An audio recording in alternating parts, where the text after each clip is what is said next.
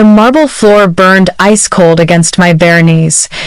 1 a.m., and the penthouse kitchen stretched out like a silent cathedral of glass and steel, 38 floors above a city that never slept but never looked up either. I shouldn't be here. Not like this.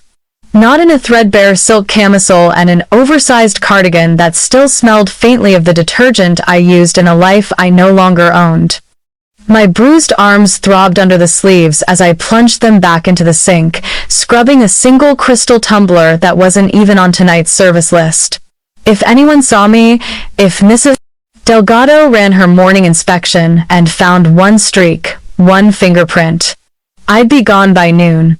No references. No severance. Just another quiet disappearance from the Beverly payroll. I needed this job the way drowning people need air. The water had gone cold 20 minutes ago, but I kept washing, moving in slow, mechanical circles, trying to erase the evidence that I'd collapsed in pain after dinner service and left half the glassware undone. The bruises, fresh, violet, impossible to hide forever, screamed every time the sponge grazed my skin. A soft clink. The tumbler slipped. I caught it an inch from the marble counter, heart slamming against bone. One shatter, and the sound would carry through the vents straight to the master wing. I pressed the glass to my chest like it was the last solid thing in the world, waiting for footsteps that never came. Until they did. One measured step, then another. Closer. From the private corridor no staff was ever allowed to use after midnight. I didn't turn. I couldn't. I just kept scrubbing, shoulders curling inward, trying to fold myself into the smallest possible shadow. Maybe if I didn't look, didn't breathe too loud, he'd take whatever he needed: water, whiskey, solitude, and leave. He didn't. The air changed. Became heavier. Charged. Like the moment before lightning splits the sky.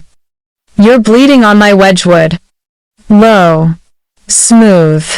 A voice that didn't need volume to cut straight through muscle and bone. I looked down. Blood from a split knuckle had swirled pink into the suds. My hands started shaking so hard the sponge slipped. Slowly, I turned. Richard S. Beverly filled the doorway like a storm held in human form. Shirt sleeves shoved high, exposing ink that crawled over corded forearms, saints and demons locked in eternal war. The top buttons of his white shirt were open, revealing the edge of a tattoo that disappeared beneath expensive cotton. City lights bled through the floor to ceiling windows behind him, painting silver across the sharp lines of his jaw, the unforgiving mouth, the eyes that looked black in this light. Eyes that were locked on the bruises blooming across my forearms like storm clouds. I yanked the cardigan sleeves down, but it was too late. Ashley K. Everhart, he said, tasting every syllable the way other men taste blood in the water. He stepped fully into the kitchen, the door whispering shut behind him. Tell me who put those marks on you. My throat closed. The lie came out a cracked whisper. I just fell, sir. He didn't blink. Didn't move. Just studied me the way a wolf studies a rabbit that's already stopped running. Then, quieter than the hum of the Sub-Zero fridge, he said the words that ended my old life and began whatever this was going to be. Who hurt you, Ashley K. Everhart? I never meant to bring the war to his door. I never meant to let a Mafia king see the truth I'd buried under silence and soap suds. But some lies are too heavy to carry alone, and some men refuse to look away. Comment where you're watching from. I want to know where this story is finding you tonight. I never meant to bring the war to his door. But some lies are too heavy to carry alone, and some men refuse to look away. The lie still hung in the air between us, fragile as the crystal tumbler I'd nearly shattered.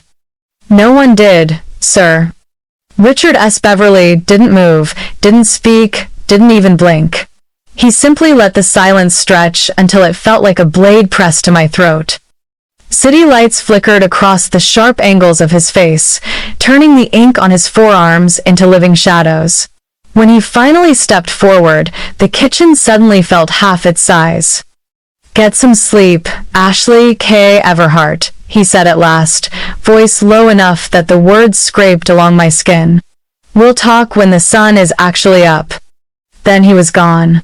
The door whispered shut behind him, and the penthouse swallowed the sound of his footsteps, like it swallowed everything else.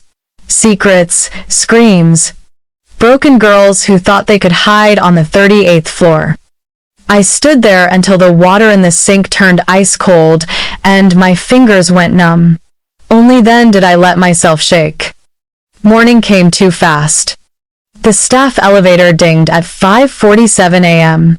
I was already in uniform, black dress, crisp white collar, apron tied so tight it bruised the ribs that were already bruised. Hair in a low knot. No makeup. No expression. The perfect ghost. Mrs. Delgado liked to say the Beverly household ran on silence and perfection. One crack in either and you were gone. I had no intention of giving her a reason.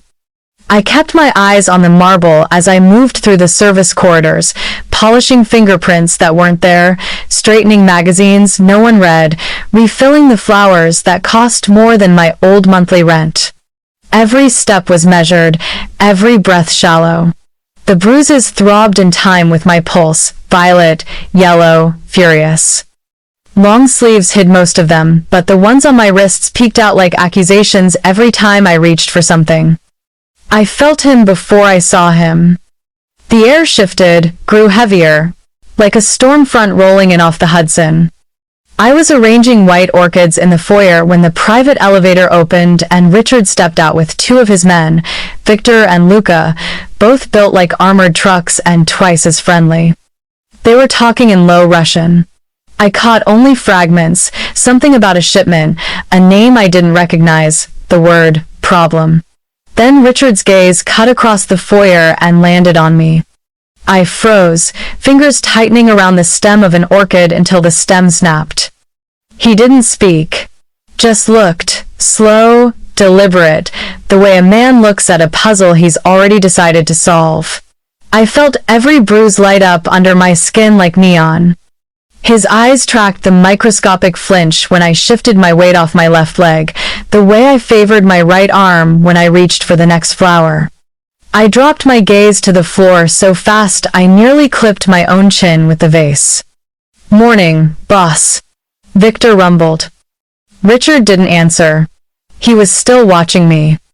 I forced my hands to move again, clipping stems, arranging petals, pretending my heart wasn't trying to punch its way out of my ribcage. After an eternity, the three of them moved toward the dining room. I waited until their footsteps faded, then sagged against the console table, gulping air like I'd been underwater. He saw too much. He always saw too much. Down in the security wing, a level most staff pretended didn't exist, Richard stood in front of a wall of monitors, arms folded, jaw tight enough to crack granite. Victor leaned against the doorframe, massive and silent. Luca sat at the console, fingers flying over keys. "Pull last night," Richard said. "Kitchen. 0:45 onward." Luca didn't ask why. No one ever did. The footage bloomed across the main screen, high definition, night vision green at first, then switching to color when the under-cabinet lights flickered on. There I was, slipping into the kitchen like a thief, cardigan sleeves shoved up, bruises glaring purple against my skin. The camera caught everything. The way I favored my left side when I reached for the faucet, the wince when I lifted the heavy Le Creuset pan to the drying rack. The split second I pressed a hand to my ribs like I could hold myself together by sheer will. Richard's eyes narrowed. "Slow it," he said. Luca obeyed. Frame by agonizing frame, my pain was catalogued, annotated, impossible to deny. Again. They watched it 3 times. On the 4th, Richard reached out and paused on a single frame, my face turned toward the window, eyes wide and hollow, city lights reflecting tears I hadn't let fall. "Who is she really?" Victor asked quietly. Richard didn't answer. He was already moving, pulling a tablet from the rack, thumbing through encrypted files. One swipe, a passcode, a retinal scan, and there I was. Ashley Catherine Everhart. Age 26. Last known employment. Metropolitan Police Records Division, Downtown Precinct. Status after precinct fire 3 months ago. Missing. Notes. Possible person of interest, do not approach, do not engage. Richard stared at the screen until the words burned into his retinas. I was dusting the library, 3rd floor, East Wing, the one with the books no one ever opened, when I heard them. 2 guards stationed by the service elevator. New guys, ex-military, the kind who spoke in grunts and carried guns under their jackets.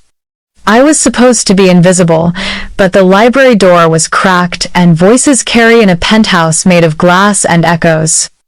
"Boss asked for her full jacket," one said, voice low. "Everything. Even the sealed juvenile shit." "Maid?" The other snorted. "Since when does he care where they buy their bleach?"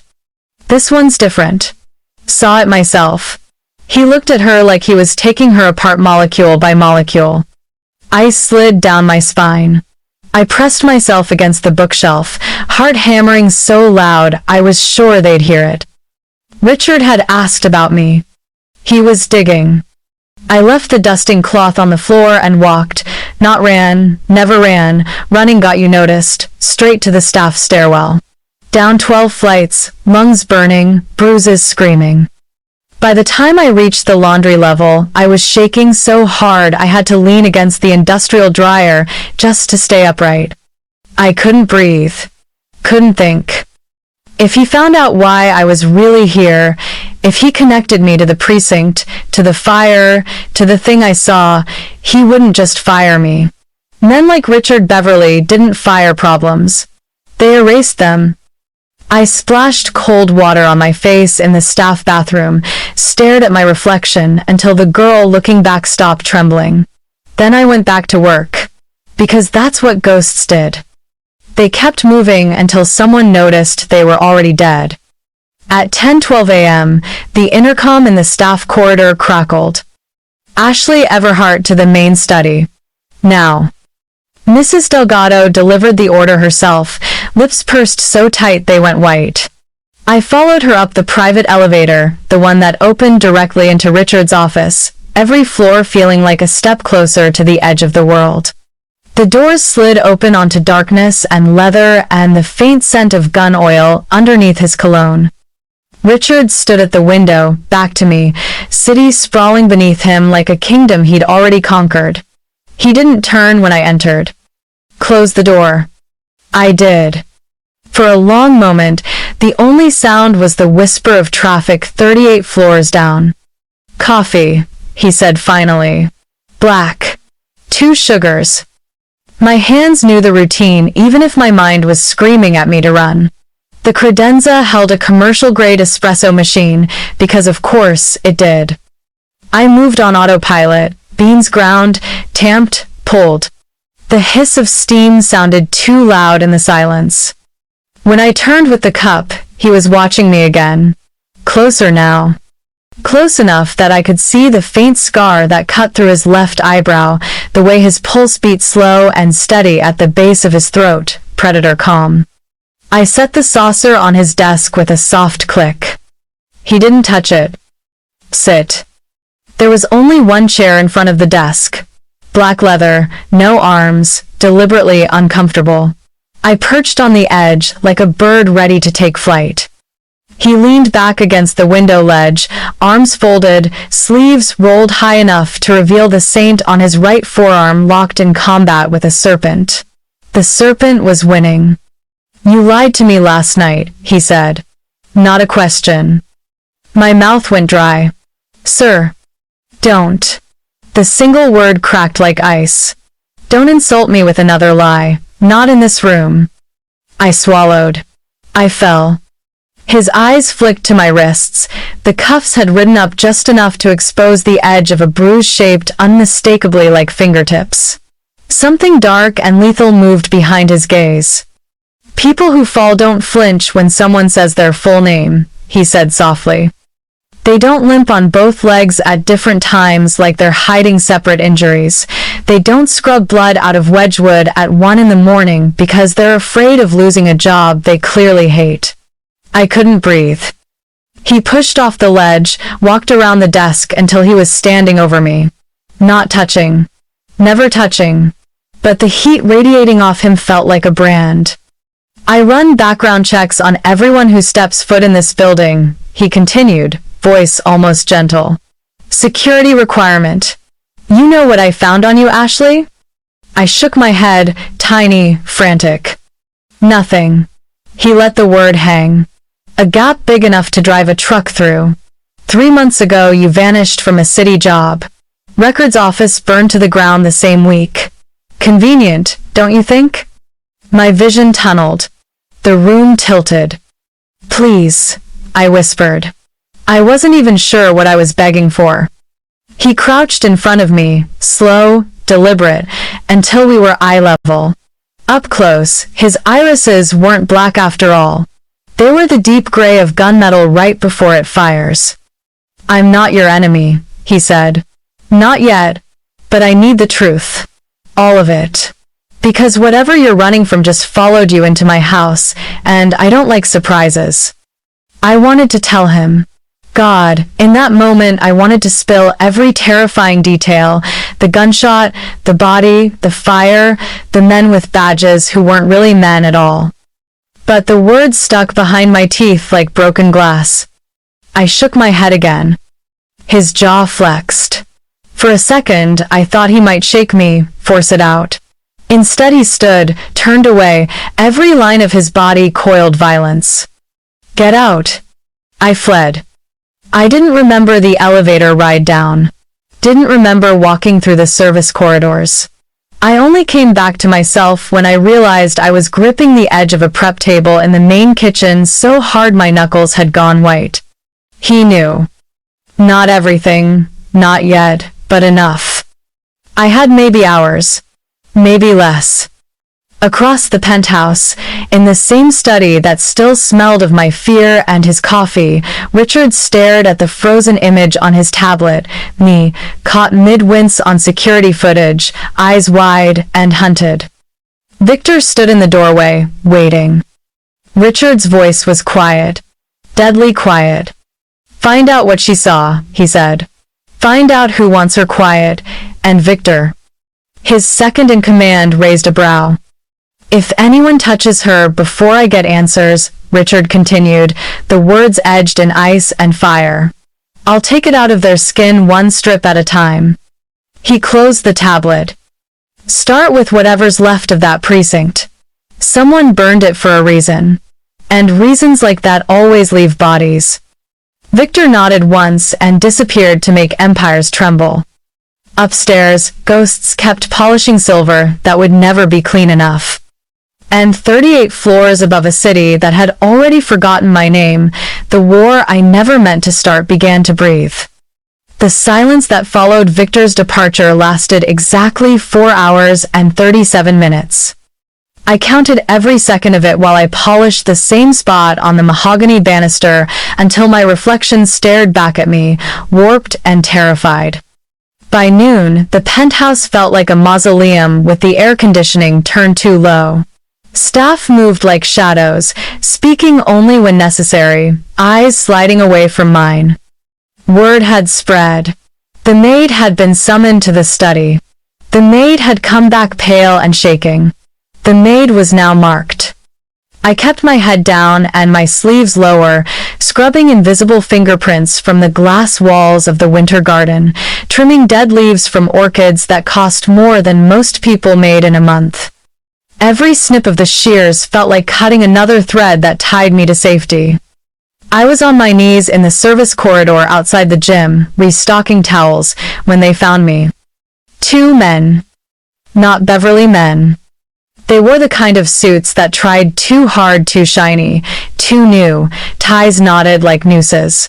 Visitors from the Marcel family, here to discuss territory adjustments with Richard. I'd seen them arrive an hour ago, flanked by Victor and Luca, all forced smiles and veiled threats. Now they were alone in the staff corridor, and the smiles were gone. The taller one, gold pinky ring, cologne thick enough to choke on, leaned against the wall and blocked my exit. "You're the new girl," he said, voice syrupy with contempt. "Everhart, right?" I stood slowly, clutching the stack of towels like a shield. "Yes, sir. Just finishing up." His friend, shorter, neck thicker than his head, tilted his chin. "Heard you've been keeping the boss real entertained." The words landed like a slap. Heat flooded my face. "I'm staff," I said, barely above a whisper. "I clean." Gold Ring smiled, but it didn't reach his eyes. "Funny. Most maids don't get private coffee service in the study. Most maids don't walk out of there looking like they've seen the devil and liked it." The corridor shrank. My pulse roared in my ears. "I don't know what you—" Neckthick stepped closer, crowding me against the linen shelves. "We know girls like you. Climb on your backs to climb up the ladder. Question is, what did you give him to get that close so fast?" Gold Ring reached out, slow, and brushed a loose strand of hair from my cheek. His fingers smelled of cigars and menace. "Maybe we should find out what's so special," he murmured. I jerked away so hard my elbow cracked against the metal shelving. Pain shot up my arm, but it was nothing compared to the memory that slammed into me, hands grabbing, pavement, scraping skin, the smell of a trunk about to close forever. I dropped the towels and ran. They laughed behind me, ugly, knowing laughter that chased me down the corridor, around the corner, past the staff elevator I didn't dare wait for. I took the stairs 2 at a time, lungs burning, bruises screaming, until I hit the basement laundry level and slammed the door behind me. The room was cavernous, humming with industrial washers and the wet slap of spinning drums. I stumbled between rows of hanging sheets until I found the tiny alcove behind the folding tables and collapsed, knees to chest, arms wrapped around my head. And then the memory took me under. 3 months ago. 11:47 p.m. Metropolitan Police Records. Annex 14th and Hawthorne. I'd stayed late to finish digitizing old case files. Extra hours meant overtime pay, and overtime pay meant I could finally move out of the roach-infested studio I shared with 3 strangers. The building was supposed to be empty. It wasn't. I heard the voices first. Male. Angry. One I recognized, Lieutenant Harlan Graves, my supervisor. The man who signed my checks and looked at me like I was something he wanted to scrape off his shoe. I should have left. Instead, I crept toward the records cage, drawn by the unmistakable sound of a struggle. Through the wire mesh, I saw everything. Graves and 2 uniformed officers had a man on his knees, hands zip-tied, face already swollen. I recognized him too. Marco Beverly, Richard's cousin, the one who handled the family's legitimate shipping interests. Blood poured from his nose. Graves held a gun to his temple. "You think you can skim from the Marcel pipeline and we just look away?" Graves hissed. "This is our city now." Marco laughed, wet and defiant. "You're a cop. You don't get to—" The gunshot was deafening. I screamed before I could stop myself. 3 heads snapped toward the cage. Graves' eyes locked on mine through the mesh, and in that second I knew I'd just signed my own death warrant. I ran. They chased. I made it to the parking lot, fingers fumbling with keys, when the first blow landed something hard across my shoulder blades that sent me sprawling to the asphalt. Boots connected with ribs. A hand fisted in my hair and yanked my head back. "You saw nothing." Graves snarled in my ear. "You open your mouth, we find you. We find everyone you ever loved, and we start with you." They beat me until I stopped fighting. Until the world blurred red and black.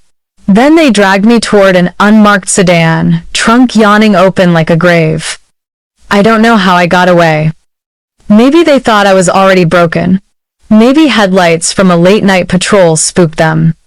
I remember crawling through broken glass, remember the taste of blood and gasoline, remember hiding in a storm drain until dawn, every breath fire.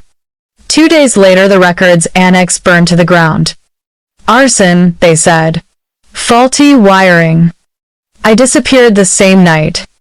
I came back to the laundry room gasping, tears and detergent stinging my eyes. My entire body shook so hard my teeth chattered. That was when the door opened again. Not the Marcel associates. Richard. He took one look at me, curled on the concrete, arms wrapped around my ribs like I could hold the bruises in, and something in his face fractured. Ashley. I flinched from his voice like it burned. He crossed the room in 3 strides and crouched in front of me, hands hovering but not touching, like he knew one wrong move would shatter me completely. Breathe, he said softly. Just breathe. I couldn't. He reached out slowly, God, so slowly, and brushed a tear from my cheek with his thumb. The gentleness undid me more than any violence ever could. Who? He asked, voice barely audible. Who did this to you? I shook my head, over and over, the sobs ripping out of me like shrapnel. His phone buzzed. He ignored it. It buzzed again, insistent. With a curse, he pulled it out, eyes still on me, and answered in clipped Russian. I caught only fragments, Victor's voice on the other end, urgent. Richard's expression went from fractured to glacial in the space of a heartbeat. Send it to my office, he said in English, then ended the call. He looked at me for a long moment, something ancient and terrifying moving behind his eyes. Those men upstairs, he said quietly. Did they touch you? I managed to shake my head. His shoulders dropped a fraction. Good. Because if they had, they'd already be dead. He stood, offered me his hand. I stared at its scarred knuckles, ink crawling over veins, the hand of a killer offering salvation. I took it. He pulled me up so gently I almost broke all over again. Come with me, he said. It's time you saw what I already know. The private elevator ride to his office was silent except for the sound of my heartbeat. He didn't let go of my hand. The study doors closed behind us with a finality that made my knees buckle. Richard guided me to the leather chair, the same one I'd perched on like a trapped bird that morning, and this time knelt in front of me himself. On the desk lay a thick black folder and a tablet glowing with paused video. He didn't open the folder yet. Instead, he turned the tablet so I could see.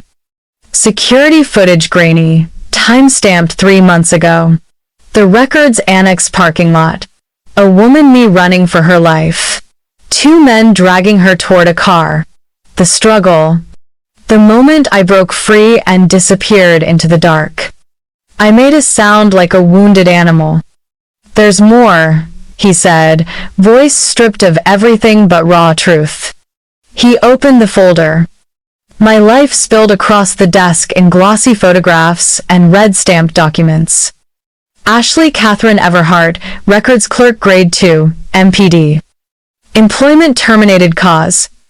Suspected arson. Status, person of interest, witness protection recommended but refused. Last known sighting. Night of Marco Beverly homicide. My hands flew to my mouth. He flipped to the next page, a still from a traffic camera 2 blocks from the annex. Me, bleeding, limping, looking straight into the lens like I was begging the city to save me. And beneath it, a police internal memo. Female witness to Marco Beverly execution confirmed alive. Eliminate before testimony. Authorized. Lieutenant Harlan Graves. I couldn't breathe. Richard watched me, waiting. I didn't mean to see, I whispered. I was just working late. I heard the shot, and my voice cracked. They killed him. Your cousin, Graves, shot him in the head, and they saw me, and I broke. The sobs tore out of me so violently my ribs screamed. Richard moved before I could collapse, catching me, pulling me against his chest like I weighed nothing. One hand cradled the back of my head, the other wrapped around my back, careful of every bruise. I've got you, he murmured against my hair. I've got you. I clung to him like he was the only solid thing left in the world. When the storm finally passed, he didn't let go. He simply reached behind him, grabbed the box of tissues, and pressed one into my hand without ever loosening his hold. I wiped my face, trembling. I tried to run, I said, voice raw. I've been running for 3 months. The fire, they burned everything so there'd be no evidence. They have badges, Richard. They have the whole department. If they find me, they won't. The words were quiet steel. I looked up at him through swollen eyes. You can't stop them, they're police. His smile was small and terrifying. I'm not. He released me only long enough to stand, to pace to the window and stare out at the city like he was already planning Graves. I knew something was off the first night, he said, almost to himself. The way you flinched from loud voices. The way you favored your left side when you thought no one was watching. The gap in your file big enough to hide a body. He turned back to me. But this is war. I hugged myself. I never wanted to bring it here. I'll leave. Tonight. I'll disappear again. No. The single word cracked across the room. He crossed the space in 2 strides and cupped my face in both hands, forcing me to meet his eyes. You leave this building, you're dead by morning, he said. You stay, you're under my protection. My roof. My rules. My war. I searched his face for any trace of doubt and found none. Why? I whispered. You don't even know me. His thumb brushed across my cheekbone, feather-light. Because no one touches what's mine, he said simply. And because the idea of you afraid of anyone putting their hands on you again. His jaw flexed, lethal and terrifying. I don't tolerate it. I started to shake again. He pulled me back into his arms, tucking my head beneath his chin. Listen to me, he said against my temple. Graves works for the Marcel family. They've been trying to bleed us dry for years, stealing shipments, turning cops, killing my people. Marco was just the latest. You're the witness they never found. The one loose thread that can unravel everything. He drew back just enough to look at me. You're not a maid anymore, Ashley. You're the most valuable thing in this city right now, and you're not going anywhere. I swallowed hard. What happens now? His smile was slow, dark, and utterly without mercy. Now, he said, we burn them down first. He released me, walked to his desk, and pressed a button on the intercom. Victor, he said, voice calm as death. Get Harlan Graves' location, tonight. Then he looked back at me, and, for the first time since I'd met him, Richard S. Beverly looked almost gentle. And, Ashley, he added softly, from this moment forward, anyone who wants you has to go through me. Outside the windows, the city kept spinning, oblivious. Inside the 38th floor, a maid stopped running. And a king chose his war. The sun set blood red over the Hudson the day Richard Beverly decided to go to war for a maid. I didn't know it yet. I was in the staff kitchen on the lower level, wrists raw from scrubbing the same copper pot for 40 minutes, trying to disappear inside the rhythm of steel wool on metal. Trying to pretend the last 24 hours hadn't happened. That I hadn't cried in the arms of the most dangerous man in the city. That he hadn't looked at me like I was something worth burning the world down to keep. Mrs. Delgado found me there. Mr. Beverly wants you upstairs, she said. Voice clipped, eyes flicking over the bruises I could no longer hide. Now, I followed her because there was nothing else to do. Because the moment Richard had said, "You're not going anywhere," some terrified part of me had believed him. The private elevator opened onto the main floor, and the penthouse was too quiet. Too many eyes. 20 of Richard's highest-ranking men stood in a loose semicircle in the living room, Victor and Luca at the front. The Marcel visitors from yesterday, nowhere in sight, sent home with polite smiles and broken fingers, I later learned. Every face turned toward me when I stepped out. Some curious, some hostile, all measuring. Richard stood at the head of the room, back to the floor-to-ceiling windows, city glittering behind him like a crown made of knives. He wore black today, shirt, suit, expression. The tattoos on his hands looked darker against the white cuffs. He didn't look at me yet. "Gentlemen," he began, voice calm enough to freeze blood. "We have a problem." A murmur rippled through the room. 3 months ago, my cousin Marco was executed by Lieutenant Harlan Graves of the MPD. Graves works for the Marcel family. They've been using badges to steal our roots, kill our people, and bury the evidence. He paused, let that settle. There was a witness. Every eye slid to me. I wanted to vanish into the marble. "The witness," Richard continued, "has been living under my roof for the last 10 weeks, as my maid." Someone laughed short, disbelieving. It died the second Richard's gaze cut toward the sound. "Her name is Ashley Everhart," he said. "And as of this moment, she is under my direct protection. Anyone lays a finger on her, looks at her wrong, breathes too loud in her direction, I will take it as a personal act of war against me. Is that clear?" Silence, so complete I could hear my own heartbeat. Victor was the first to speak. "Boss, with respect, she's staff. We don't even know if—" "I know enough." Richard's voice cracked like a whip. "She saw Graves put a bullet in Marco's skull. She's the only living proof that ties the Marcels to half the bodies in the river, and she's mine to protect." "Mine." The word landed between us like a live grenade.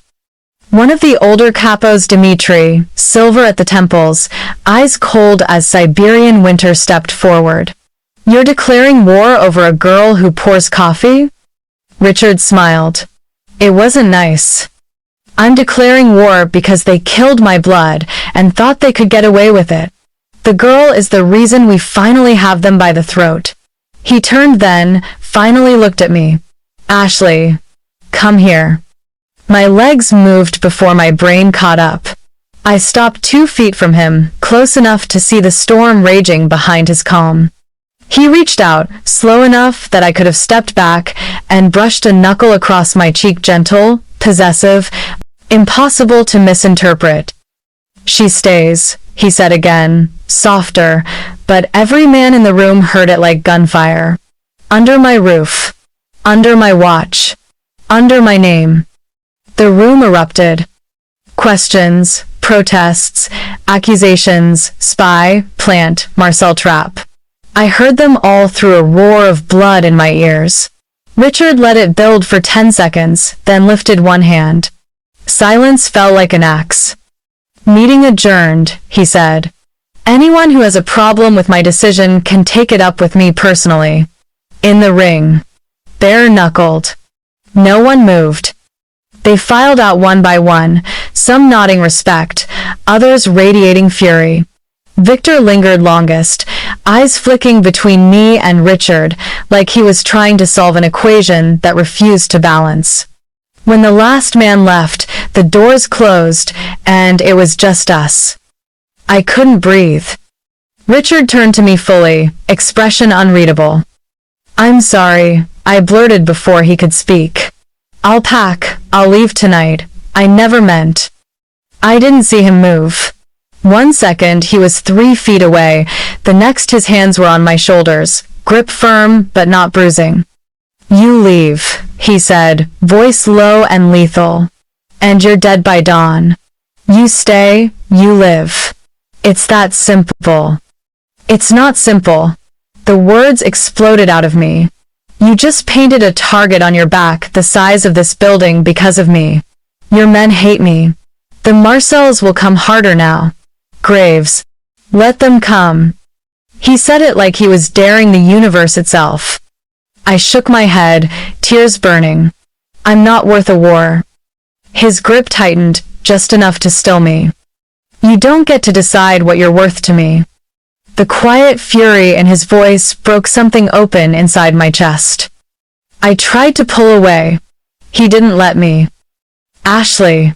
My name in his mouth sounded like a vow. Look at me. I did. His eyes were steady, ancient, terrifyingly certain.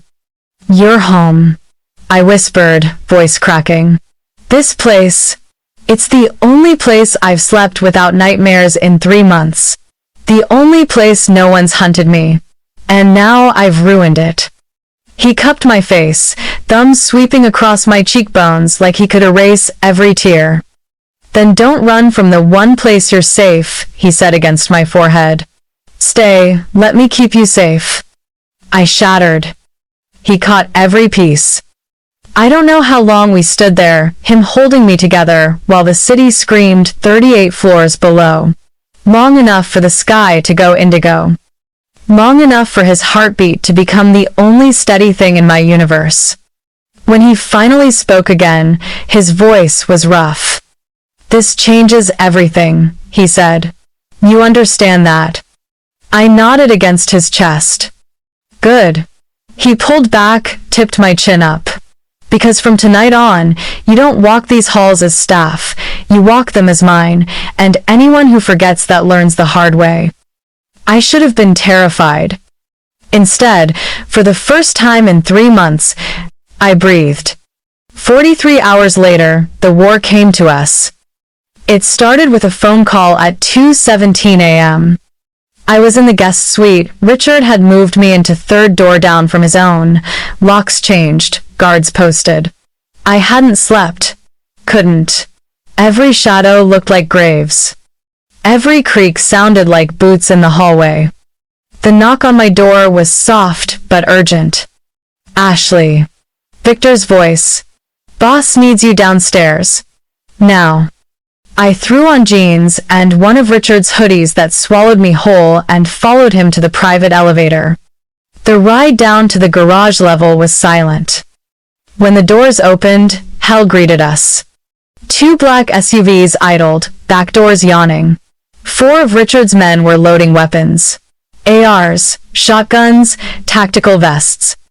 Richard stood in the center, rolling his sleeves with terrifying calm, ink and scars catching the fluorescent light. He looked up when I stepped out. His eyes went soft for half a second, then hardened again.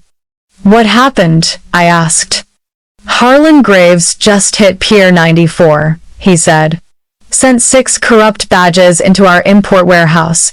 My men are down. Too critical. The world tilted. Pier 94 was one of the Beverly Front business's coffee importers on paper, something far more lucrative underneath. I hugged myself. They're coming for me.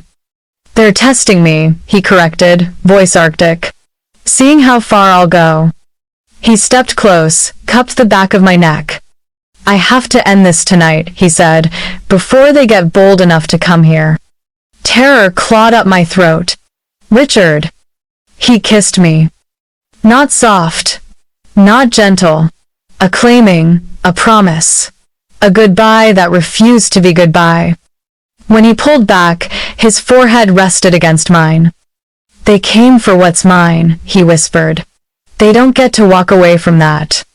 Then he was moving, barking orders in Russian, strapping on a shoulder holster like it was armor made for gods. I grabbed his arm. Don't do this. Please. There has to be another way. There isn't. He turned, caught my wrists, pinned them gently to his chest. Listen to me. I've been at war since the day I was born. This one is no different.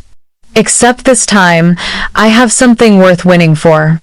Tears blurred my vision. He brushed them away with his thumbs. Stay here, he said. Lock the doors. Victor stays with you. Anyone comes through that isn't me, he puts them in the ground. I couldn't speak. He pressed one last kiss to my forehead, lingering like he was memorizing the feel of me. Then he walked into the dark with 6 men at his back, and the garage doors rolled up like the gates of hell. I stood frozen until Victor gently guided me back to the elevator. The ride up was the longest of my life. We didn't speak. We didn't need to. When the doors opened onto the penthouse, I walked straight to the windows and watched the city swallow the man who had just declared war for me. Behind me, Victor poured 2 shots of vodka. He handed me one. To the ones who burn the world to keep us warm, he said in accented English. I drank it like medicine. Then I waited for the sound of gunfire I knew was coming. It came 27 minutes later. Not close enough to hear, but close enough to feel. The city trembled. And somewhere in the dark, Richard Beverly began collecting the debt for every bruise on my body. They came for what was his. He made sure they never came again. The city held its breath. From the 38th floor, the skyline looked deceptively peaceful, strings of gold and white lights, the slow crawl of traffic, the river glittering black beneath a half-moon. But I knew better now. Every light was a warning. Every shadow had teeth. I hadn't moved from the window since the SUVs disappeared into the night. Victor stood behind me, silent, a mountain carved from patience and vodka. The glass in my hand had been refilled twice. I hadn't tasted a drop. My phone, a new one Richard had pressed into my palm hours earlier, sat dark on the coffee table. No messages. No calls. Just the second hand on the wall clock slicing time into thinner and thinner pieces. 2:41 a.m. 2:42 a.m. 2:43 a.m. I pressed my forehead to the cold glass and whispered the same thing I'd been whispering for the last hour. Come back. Just come back. Somewhere across the river, Richard was hunting. The planning had taken 31 minutes. Richard had spread the warehouse blueprints across the hood of an SUV like a general laying out a battlefield. 6 men around him, faces painted black. Rifles slung, eyes reflecting the red glow of a cigarette Luca shouldn't have been smoking. Graves runs his off-book team out of the 19th Precinct Annex, Victor had said, tapping a red circle. But tonight he's not there. Intel says he's holed up in a safe house in Red Hook, old customs warehouse we used to own. 6 corrupt badges with him. Maybe 8. They think the raid on Pier 94 bought them breathing room. Richard's smile had been a blade. They're wrong. He divided them like a surgeon divides flesh. Team 1, Luca and 3 shooters, would take the roof, cut power and comms. Team 2, Victor leading, would breach from the pier side, draw fire. Richard would go in alone through the front. No one argued. They never did when his voice went that quiet. He looked up then, found my eyes across the garage even though I wasn't supposed to be watching, and the message had been clear. This ends tonight.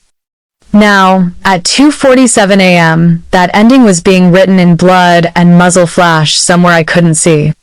I closed my eyes and saw it anyway. Richard moving through darkness like he was born to it. The soft click of a suppressed rifle. A body dropping before it could scream. Another. Another. He would walk straight into the heart of them, unafraid, because fear was a language he'd never learned to speak. And Graves, fat, arrogant, certain his badge made him untouchable, would look up from whatever desk he was hiding behind and see death wearing a $3,000 suit.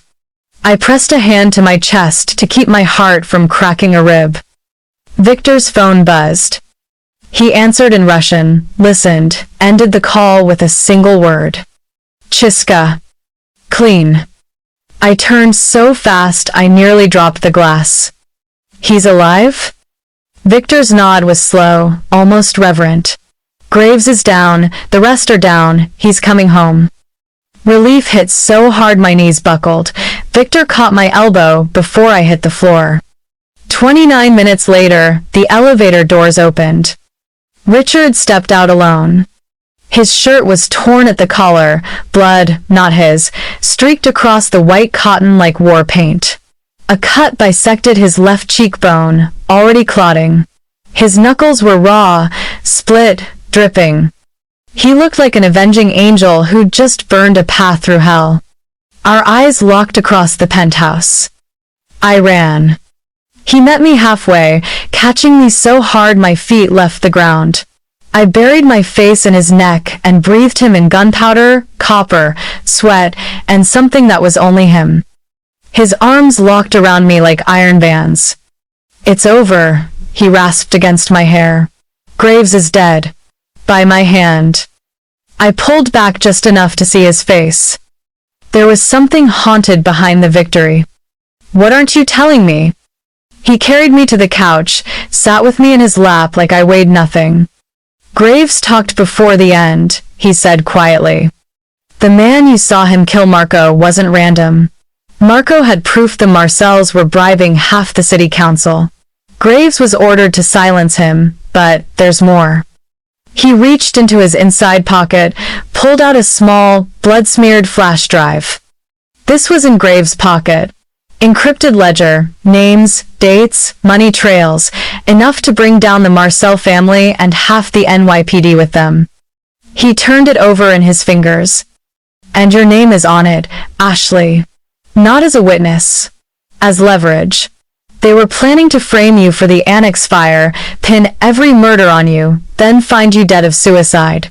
Clean. Permanent." I stared at the drive like it was a live scorpion. "My survival threatens both empires," I whispered, echoing the truth he hadn't yet said aloud. He cupped my face, forced me to meet his eyes. "Not anymore. The ledger goes public in 48 hours. Anonymously.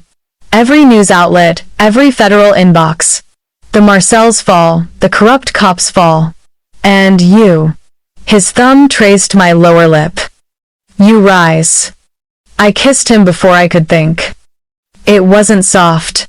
It was teeth and desperation and 3 months of running, finally colliding with the one place I wanted to stay. He groaned into my mouth. Hands sliding under the hoodie to find skin, careful even now of every bruise. When we broke apart we were both shaking. "I killed a man tonight," he said against my forehead. "With my hands. For you." I tangled my fingers in his hair. "Then, let me learn how to protect you back." He went still. "I'm done being afraid," I said. "Teach me." For a long moment, he only looked at me, searching, weighing, something ancient shifting behind storm-gray eyes. Then he smiled, slow and lethal and proud. "Tomorrow," he said. "We start at dawn." Dawn came cold and merciless. I met him in the private gym on the 36th floor, mirrored walls, heavy bags, a mat that had seen blood more than once. He wore black sweatpants low on his hips, no shirt, tattoos stark against scarred skin. I wore leggings, and one of his t-shirts knotted at the waist. He didn't go easy. First lesson, awareness. He circled me like a shark. Someone wants to hurt you, they don't announce it. They wait until you're distracted. Until you're looking at your phone. Until you're unlocking your door. He moved behind me, hand brushing my hip.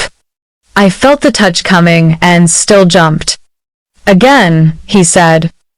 By the end of the hour, I was bruised in new places, but I could feel 3 moves before they happened. Second lesson, pain. He taught me where to strike. Eyes, throat, groin, knees. How to use elbows and palms and the hardest part of my forehead. He didn't pull punches. When I hesitated, he tapped my cheek hard enough to sting. "Dead women don't get second chances," he said. I hit him back. Not hard. Just enough to make him smile like I'd handed him the moon. Third lesson, guns. He took me to the range in the sub-basement, soundproofed, ventilated, a wall of steel that swallowed sound. He stood behind me, arms around me, hands guiding mine over a Glock 19. Breathe out. Squeeze, don't pull.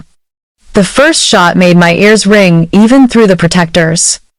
The hole appeared dead center. He kissed the side of my neck. Good girl. I turned in his arms, pressed the warm barrel between us like a promise. Again, I said. We didn't stop until my hands stopped shaking and the target was more whole than paper. Days blurred. Mornings. Training knives, hand to hand, situational drills in the garage with Victor pretending to be an attacker. Afternoons. Strategy. He walked me through the ledger line by line, who could be bought, who could be threatened, who needed to disappear. I learned shipping routes, money flows, the names of judges and councilmen who sold their souls for offshore accounts. Evenings. The men began to notice. First, it was small. Luca holding a door an extra second, Dimitri nodding when I entered a room. Then it was respect. A seat offered at the table, a question asked about my opinion on a route change. I stopped flinching when they looked at me. I stopped lowering my eyes. One night, 3 weeks after Graves died, I walked into the war room wearing black jeans and one of Richard's shirts, sleeves rolled high enough to show the faint white lines of healing bruises. 20 men looked up. I didn't wait for permission. I walked to the head of the table, laid down photographs, new surveillance of Marcel lieutenants scrambling now that their police protection was gutted like a fish. They're moving money through a shell charity in Brooklyn, I said. We hit it tomorrow night. We cripple them before the feds even open the ledger. Silence. Then Victor grinned, slow, wolfish approval. Richard leaned back in his chair, eyes burning with something that looked a lot like pride. Tomorrow night, he said. Ashley leads planning. No one argued. Later, in the quiet of his bedroom, our bedroom now, though we hadn't said the words, he pressed me against the window overlooking the city we were slowly taking apart and putting back together in our image. His hands slid under my shirt, tracing the places that used to hurt. You're not the girl who washed dishes at 1 a.m. anymore, he murmured against my throat. I arched into him. No, I whispered. I'm the woman who chose this, who chose you. He lifted me, carried me to the bed, stripped me slow enough that every touch felt like worship. We didn't speak after that. We didn't need to. Bodies said everything words never could. I trust you, I want you, I will burn the world before I let it touch you again. When dawn crept through the blinds, painting gold across his tattoos and my skin, he pulled me close and spoke against my spine. I was dead inside long before you showed up bleeding on my kitchen floor, he said. You woke me up. I turned in his arms, traced the scar through his eyebrow. And you gave me a reason to stop running. He kissed me slow, reverent. Outside, the city kept spinning. Inside the 38th floor, a maid became a queen. And the king, who'd once caught her washing blood from crystal at 1 a.m., finally admitted, only to the dark, only to her, that some wars are worth every drop of blood. Because some people are worth becoming the monster to keep. 6 months can bury an empire or raise a queen. The Marcels were gone. What was left of their territory had been quietly swallowed by the Beverly Banner. The corrupt precincts had been gutted by federal raids that somehow always found exactly the right evidence at exactly the right time. Harlan Graves' name was a ghost story now, whispered in precinct locker rooms as a warning. Never bite the hand that can rip your throat out. And me? I stopped looking over my shoulder somewhere between the 3rd and 4th month. The first time I walked into the war room wearing tailored black no apron, no lowered eyes, hair loose down my back. 20 hardened men rose to their feet without thinking. Victor's grin had been slow and proud. Luca had pulled out my chair. Dimitri had slid a tablet across the table already open to the shipping manifests I'd requested. Richard had simply watched, arms folded, the faintest curve at the corner of his mouth that only I could read. "Mine," that look said. "And I am so fucking proud of you." Now, 6 months to the day after the night Richard came home with Graves' blood on his knuckles, I moved through the penthouse like I had always belonged here. The staff still called me Miss Everhart, but the tremor was gone from their voices. Mrs. Delgado asked my opinion on menu rotations. The guards nodded when I passed, hands briefly touching the brims of imaginary caps. I had clearance to every floor, every safe, every encrypted drive. My fingerprints opened doors that had once required Richard's retina and voice combined. I was no longer the girl who scrubbed blood from crystal at 1 a.m. Tonight the city glittered below us like a conquered kingdom, and the top 3 floors of the building were quiet. Most of the men were out overseeing the final absorption of what had once been Marcel ports. Richard had sent them with a list I helped write. He and I were alone. I found him on the private terrace, shirt unbuttoned against the late autumn wind, whiskey glass dangling from his fingers. The cut on his cheek from that night in Red Hook had healed into a thin silver scar that caught the moonlight. He didn't turn when my bare feet crossed the threshold, but his voice wrapped around me like smoke. "Thought you'd be asleep." "Couldn't." I stepped behind him, slid my arms around his waist, pressed my cheek between his shoulder blades. "Too many ghosts tonight." He set the glass on the railing, covered my hands with his. "Good ghosts or bad ones?" "Both." I breathed him in, gun oil, cedar, the faint bite of the whiskey he favored. 6 months ago, I was praying you'd come back alive. Tonight, I'm standing in the same spot wondering how the terrified girl who used to flinch from shadows became this. He turned in my arms, backed me slowly until my spine met the glass railing. The city sprawled beneath us, 38 floors down, lights flickering like a million submissive eyes. "This," he repeated, voice low, "is the woman who took every broken piece of herself and forged a blade sharp enough to cut empires down." His palms slid up my sides, under the silk of the shirt I'd stolen from his closet months ago and never returned. "I look at you," he said, "and I still see her sometimes. The girl with bruises shaped like fingerprints, trying to disappear into my kitchen tiles. And then you open your mouth in a briefing and grown men forget how to breathe." I laughed, soft and shaky. "They're terrified of you, not me." "No." He brushed his lips across my temple. "They're terrified of what you've become. Because they know I'd burn the city a second time if anyone ever touched you again." His hands framed my face, thumbs stroking the places that used to bloom violet and yellow. "You changed me, Ashley." The words were quiet, almost lost to the wind, but they landed like thunder in my chest. "I was a man who ruled through fear," he said. "Controlled everything because I trusted nothing. Then you bled on my marble and refused to lie down and die. You looked at the worst of me and chose to stay anyway." His forehead rested against mine. "You made me want to be the man worthy of that choice." I swallowed the sudden burn in my throat. "You gave me a life where fear doesn't rule me," I whispered.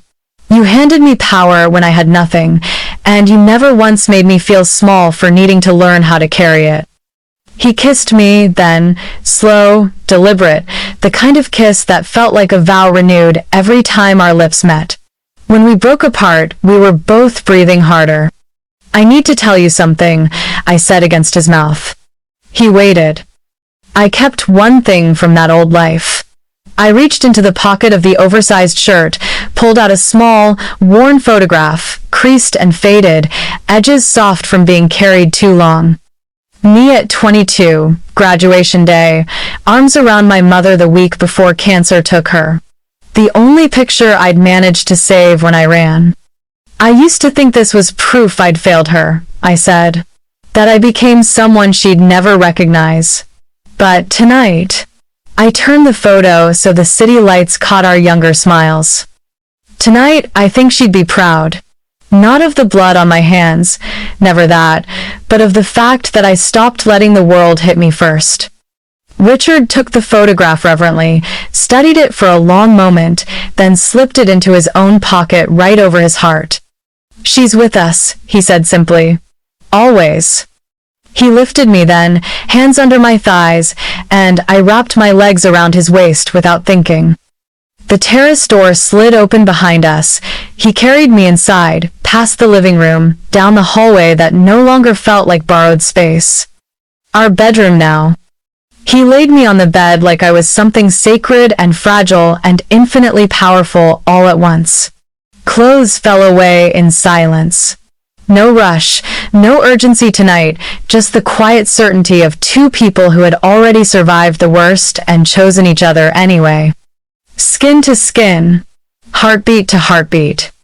He mapped every scar the old Bruises had left behind, kissing each one like he could erase the memory of how it got there. I traced the new silver line on his cheek, the faint burn on his ribs from a night I never wanted to relive. We moved together slow, reverent, the city glittering beyond the windows like a witness. After, when the sweat had cooled and the sheets were tangled around our ankles, he pulled me on top of him, hands settling possessively at my waist. "Marry me," he said into the dark. No question. Just fact. I lifted my head, hair falling around us like a curtain. "I already did," I answered. "The night you came home with blood on your knuckles and told me I was yours to keep." He smiled, the rare, unguarded one that belonged only to me. "Then say it anyway." I leaned down, brushed my lips across his. "Yes, Richard Beverly. 1,000 times yes." He rolled us until I was beneath him again, kissed me until I forgot how to breathe. Much later, when the sky beyond the windows had gone the color of fresh bruises, giving way to dawn, I stood at the same kitchen sink where this had all begun. No bruises. No trembling. No fear. Just me bare feet on cold marble, wearing nothing but his shirt and the faint marks of his mouth along my collarbone, making coffee for two. Richard came up behind me, arms sliding around my waist, chin resting on my head. "Remember the first time I caught you here?" he murmured. I smiled, leaned back into him. "I remember thinking the most dangerous thing in the room was you. And now?" I turned in his arms, handed him a steaming mug. "Now I know the most dangerous thing in the room is us." He kissed me, slow, lazy, tasting of coffee and forever. Outside, the city woke up to a new day under new rulers. Inside the 38th floor, a girl who once scrubbed dishes at 1 a.m. because she was too afraid to sleep stood beside the king who had burned empires to keep her. Not because she had to, but because she chose to. And that, in the end, was the most powerful thing of all.